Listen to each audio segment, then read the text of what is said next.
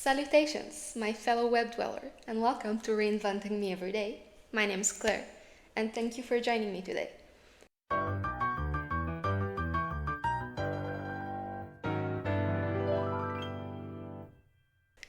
I haven't been on the channel for a year or so because I was reinventing myself somewhere else. And today, on this tiny reinvention of me, we're going to be talking about how I reinvented myself to be able to focus and study when I really don't feel like it. If you have executive dysfunction, thanks to autism or ADHD or any other number of reasons, I think you might find some hidden gems in this video. I hope so, at least, that I might be able to help you with your journey to accomplish your studies or do your creative work or any other endeavors that you struggle with thanks to your executive dysfunction. So, why do I think I can speak on that topic? Well, I had to learn how to learn myself and how to put myself to work while being very lately diagnosed as a person with ADHD. So I had to find alternative ways to deal with it. So this is very much a list of 5 out of many of the things I do when I really don't feel like doing anything. And if you're interested in more, please let me know. Alright, so let's begin. This is not being disrespectful, this is me trying to stay on topic. Alright, so my first trick on how to study when I have literally zero motivation or ability to study is to study in a bathtub. And I know it sounds silly, it sounds ridiculous, but I love water. I really love water and I really like the sensation of water on my skin. Whether it's extremely hot boiling water that makes me into a lobster or if it's lukewarm water, and I even like ice baths. I really find myself drawn to the sensory sensation of water in any shape or form on my skin. So by coupling something I don't want to do, like studying, with something novel, like being in water, and something I find fun, like being in water, I find myself being able to focus and do the thing that I really don't want to do. But don't take anything that is actively plugged to the wall or to any strong electrical output. And don't take things that you're afraid will be ruined by water. My second hack is actually studying on my phone. Sometimes I lack the executive function to open my computer and set myself up to success by opening the right tabs, not getting sucked into playing Don't Starve or Fallout or anything else, and I really feel like doing nothing. So I'll just do the tiniest amount of work on my phone. You can always study with flashcards like Anki. You can have Anki app on your phone or find alternative information on the topic. You can even use ChatGPT to tell you and tutor you, which is my third thing. Using ChatGPT to learn and study, sometimes I find myself very overwhelmed by the amount of things I need to cover for my studies, and usually I'm being quite late on stuff and doing things last moment, and I still get good grades, but yeah, sometimes I'm not sure where even to begin. So I would use ChatGPT in the following way.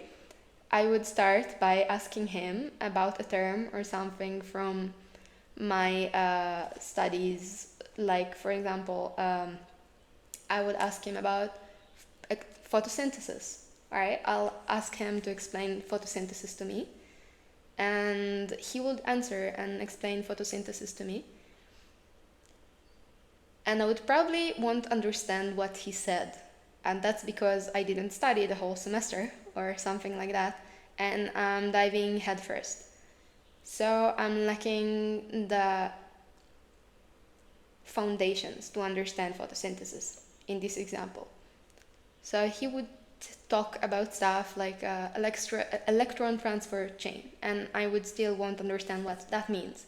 So I would go and I would tell him in the following query, hey, I don't understand this and this concept from your answer. Could you please explain those?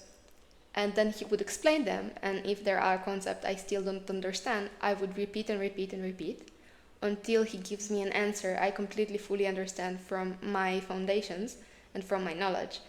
And then I'll go back up in the chat and I would read the previous answers he gave me and see if I understand them. And if not, I would ask him specifically what I don't understand. Please note that there are some types of GPTs, personalized GPTs, that you can use, so he would be specifically a tutor. After I understand the initial query I asked ChatGPT, like explain photosynthesis to me, I would ask him to give me like 25 questions to answer myself about the conversation we had. And then I'm answering those questions. You can also double check, did you really understand the concept? Or were you just like, yeah, of course I get it. Obviously, I'm so smart. That's about ChatGPT. Moving to number 4, it's studying in any place that isn't my home. Sometimes what lacks in my brain is motivation to study because it's not fun. I want something fun to do and it's not fun, so I guess it's kind of like the bathtub hack, but it's less about the sensory input and more about the dopamine-seeking behavior, and it's move away from home. I can study in a library, or you can study in a cafe, or even in the park. If I could, I would probably study on the moon, or do any other crazy thing. And for my final hack for today, it's for when I have really zero motivation even to lift a finger. I'm not even going to sit up to study. I'm just going to study laying down because sometimes the act of sitting demands too much of me. And laying down on the floor with a pillow behind my hand or on the couch or on the poof would make all the difference. And I would be able to study. I'll put my laptop on here and have a really nice tech deck because of that. The prices we need to pay in order to be able to be productive when we don't want to. But sometimes that's the thing that works. So if you can't push yourself to sit and study, try to lay down and study laying down. You can even try and put your legs up on the wall and study like this with your books or laptop or phone above your head. Maybe that would be more beneficial to you. I would discourage you from studying while on your bed. I would actually discourage you to do anything besides sleeping and having vigorous jumping on your bed, because that's bad sleeping hygiene. But anywhere else you can lay down without being inappropriate. That's the way to go sometimes.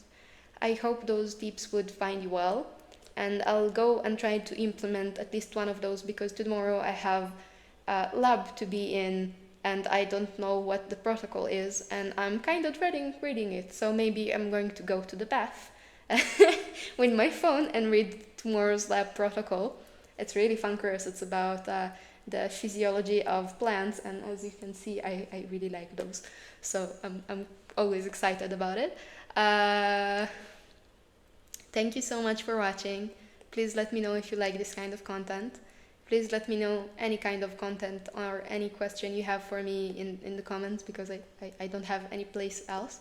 And please let me know if you think the name Claire suits me, because I really like it, and I think of switching my name to it. So I'm kind of trying it on right now and see if it fits. Thank you. Cheers. Bye.